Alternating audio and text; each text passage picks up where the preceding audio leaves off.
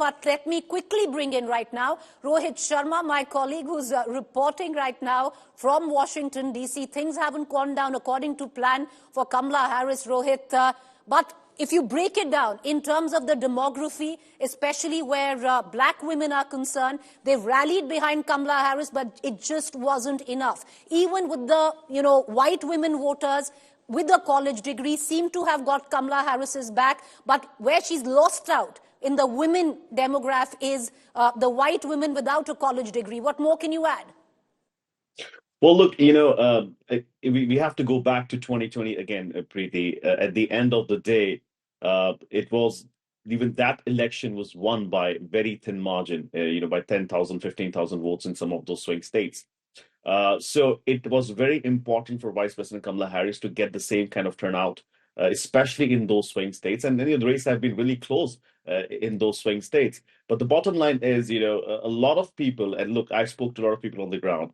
People have voted Trump because they found his message simple. Women have voted for him because they think he's presidential. Misogyny is deep-rooted in American society. Even in 2016, there were a lot of women who did not vote for Hillary Clinton from the same demographic that you were talking about. So at the end of the day, I think, Latino votes have cost her this election. White women without college the numbers degrees. Right there, and I'm just flipping back to Rohit on that, because with what he's speaking of, let's look at how the white women voted this time around in elections 2024, and this is how it panned out. It's not that they haven't come in for Kamala Harris. 47% of white women have voted for Kamala Harris, with a 3% increase where Donald Trump is concerned. And most of that 47% viewers that you see on your television screen stems from young, upwardly mobile women, most of them with a college degree in the swing states, especially where white women without a college degree is concerned. That particular demographic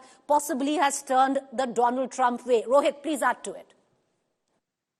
Yeah, I mean, and as I was saying, Preeti, it was the variance of margin that decided even the 2020 election, and she has not been able to make inroads the same demographic that Hillary Clinton could not in 2016. I think a lot of women voters without the college degree did not see her as a president. Similarly, as I was saying, misogyny is deep rooted in America. Latino voters moving away from President Biden also reflects the fact that they did not believe that a woman could serve in the power of leadership. And this is just not, I'm not making an assumption here. We've been on the ground talking to a lot of people in Pennsylvania, in Illinois, in Virginia, Maryland. So seeing this on the ground. And at the end of it all, I was texting somebody last morning before the beginning of the election, and they said if women voters turn out, she's going to win. If they do not, she is not going to win this election. And this is exactly where we are, Preeti. Well, women voters have turned out, but possibly not in that kind of numbers that Kamala Harris would have wanted, especially where that demographic of white women is concerned. But, Rohit, I know it's an early morning right there, and a brand new morning where politics is concerned for America. But stay on with me for just about 2 minutes, because what didn't quite work as she had imagined for Kamala Harris, the women vote, but something that worked tremendously, and the figures are right there. The data is right there. And that is, viewers, the young male voters who rallied behind Donald Trump, creating a wide gender gap, while Kamala Harris held a strong support from women with help from influencers like Elon Musk, Joe Rogan. Trump's focus on men under 30 tipped the scales. Take a look. How? The bro vote, or the Yomavo factor.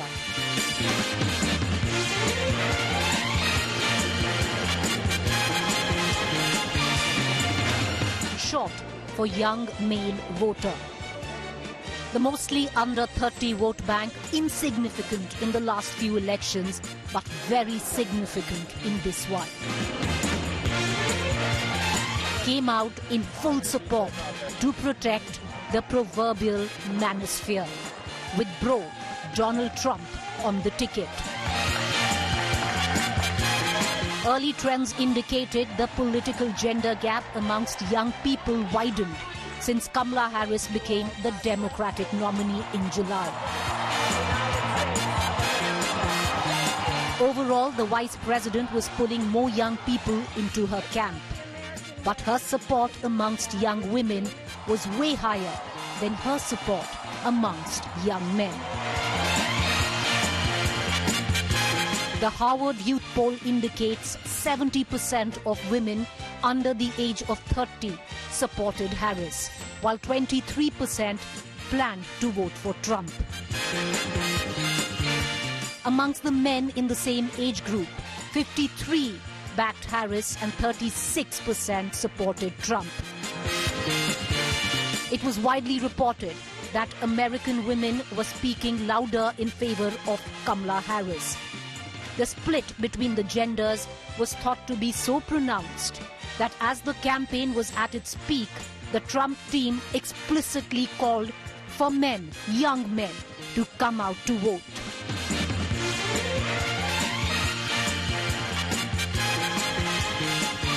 In August, the Trump campaign told reporters that they were targeting a key group of voters that makes up just over a tenth of the electorate in swing states, mostly younger men, mostly white. But the group includes more Latinos and Asian Americans than the general population. Donald Trump started to appear on a slew of shows and podcasts with huge audiences of young men.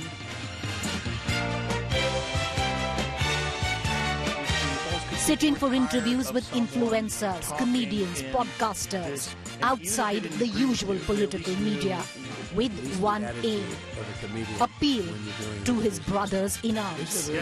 And he pulled out the legion of support that appealed to the young male voter. Billions and billions and trillions even dollars. I took in hundreds of billions of dollars from China. Nobody took in 10 cents, not one other president.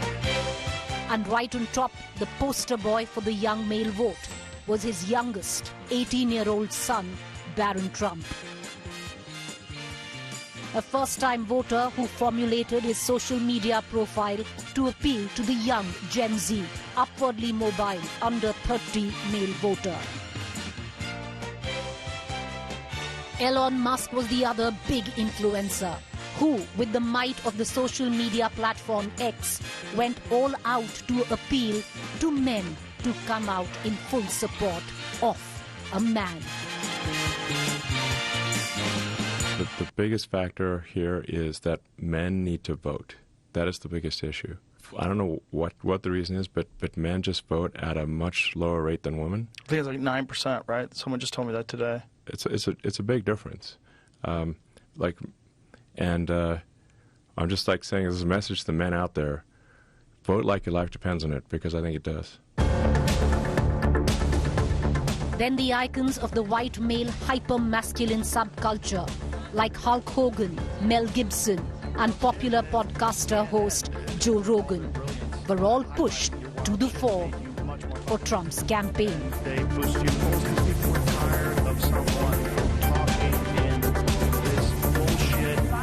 And then to get a mix of women to endorse a crowded male narrative. Celebrities like Amber Rose, Megyn Kelly were roped in. Hi, everybody. Team Trump knew that young men could propel Trump to victory, but only if they showed up. And show up they did. So while the women didn't entirely let Kamala down, it was the Donald Bro Code that opened the presidential door for Trump. While the gender political fight ensues, it's still a man's world in America. Bureau Report, India Today.